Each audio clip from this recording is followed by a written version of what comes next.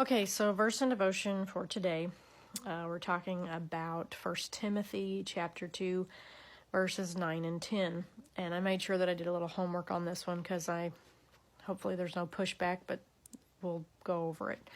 1 Timothy chapter 2 usually has some pushback about the whole woman thing. And anyway, this is talking about, again, our appearance.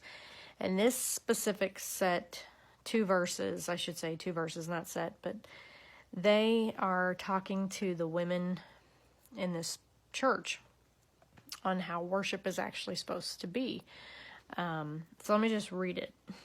Verses 9 and 10 of 1 Timothy chapter 2 says, I also want women to dress modestly, with decency and propriety, not with braided hair or gold or pearls for expensive clothes, but with good deeds appropriate for women who profess to worship God. So he's plainly speaking to Christian women here. So if you would go out in the world today and walk on the streets and talk to some woman that's not a Christian and tell her these sets of verses, she's going to look at you and laugh at you in the face. She's going, I don't think so. But it's because she's not a Christian and she's not worried about that kind of stuff. It's foolishness to people that aren't Christians. Okay, that's what I'm trying to express and explain. But women in the church that claim to be good Christian women, this is for them.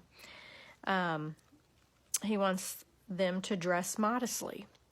Now, growing up in Charles Black's house, that meant you don't show off your chest, you don't show off your bottom. And Dad even went as far as when Mom would take us shopping, we'd have to do the bend over test with a skirt or a dress. And so when we'd bend over, if you could see cleavage, wasn't happening.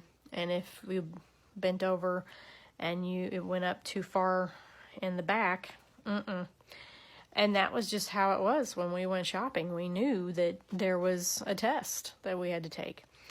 And my dad was very, very, very blunt about that kind of stuff. He did not allow us to wear things that were inappropriate or not modest. It's just the way it was. That's the way I've grown up. So, and I agree with that.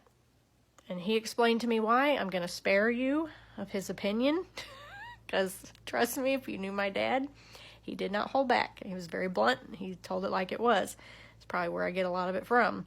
But he made it very, very clear why he felt like we as young ladies had to dress modestly. So, I also want you to dress modestly with decency and propriety. Now, I wasn't sure what propriety meant, but it just means of good manner, being good, that makes sense. Not with braided hair. I guess back in the day, braided hair was a sign of a floozy or something. I don't know. We see braids all the time, and nowadays, and they don't look inappropriate to me. They actually look very classy and nice. So I'm not quite sure, as far as braided hair, I guess, I don't really know. I'd have to study that some more. Or gold or pearls or expensive clothes. But with good deeds, appropriate for women who profess to worship God. So bottom line is just make sure that, you're not causing a guy to go have bad thoughts, I guess is what I'm getting at. And that's basically what my dad would say. So as far as the appearance today, it's literally talking about Christian women that should be very careful about how they present themselves, in a house of worship. And that makes sense to me. I get that. And I'm not going to walk into church, especially being a children's pastor, with my breasts hanging out and a mini skirt that looks like I'd be on the side, on the street. That's just not going to happen. And plus, I'm not like that. So,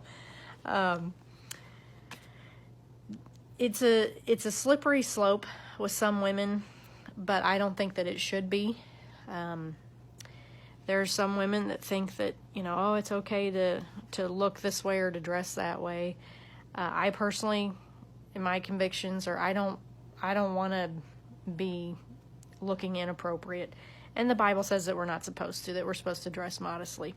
So as far as appearance for today and talking about that, the Bible clearly states right here in 1 Timothy chapter 2, verses 9 and 10, that we are to dress modestly in decency and propriety. So that's that one. The next one, we got one more verse, and then we'll be moving into sexual abstinence.